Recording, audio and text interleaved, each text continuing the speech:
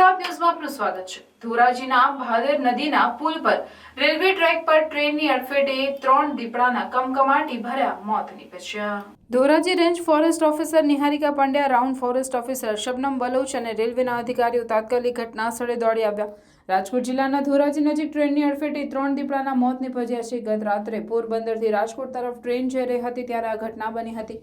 ધોરાજીમાં ટ્રેનમાં આવી જતા એક દીપડો અને 2 દીપડાના બચ્ચાના મોત નીપજ્યા છે। આ ઘટનાની જાણ થતાં જ ધોરાજીના range forest officer Niharika Pandya અને round forest officer Shabnam Baloch સહિત ફોરેસ્ટ સ્ટાફ અને રેલવે પોલીસના અધિકારીઓ અને રેલવેના અધિકારીઓ ઘટના સ્થળે પહોંચી ગયા હતા।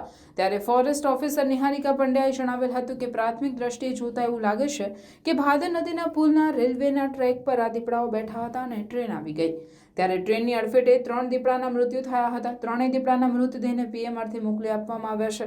આ ઘટનાની જાણ થતાં અનુસૂચિત જાતિના આગેવાન પુનિતભાઈ બગડા અને એમના સાથી મિત્રો ઘટના સ્થળે દોડી આવ્યા હતા।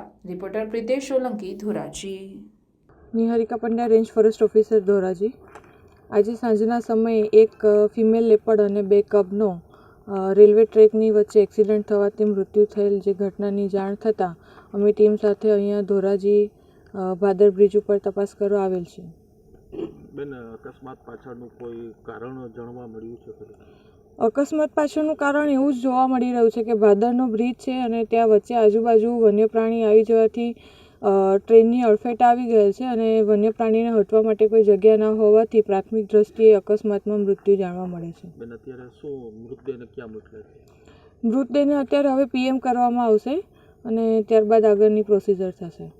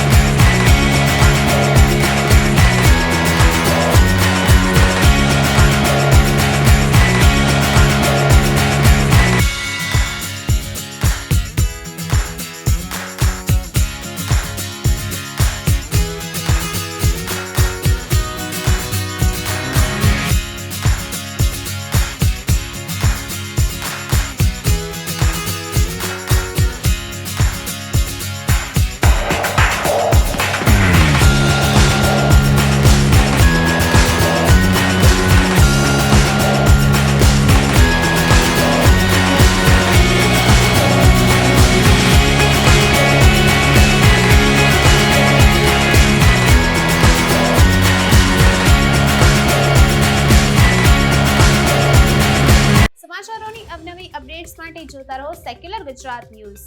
સાથે સેક્યુલર ગુજરાત ન્યૂઝ ચેનલને લાઇક, શેર અને સબસ્ક્રાઇબ કરો અને બેલ આઇકોન દબાવીને સમાચારોની ઝડપી માહિતી મેળવો।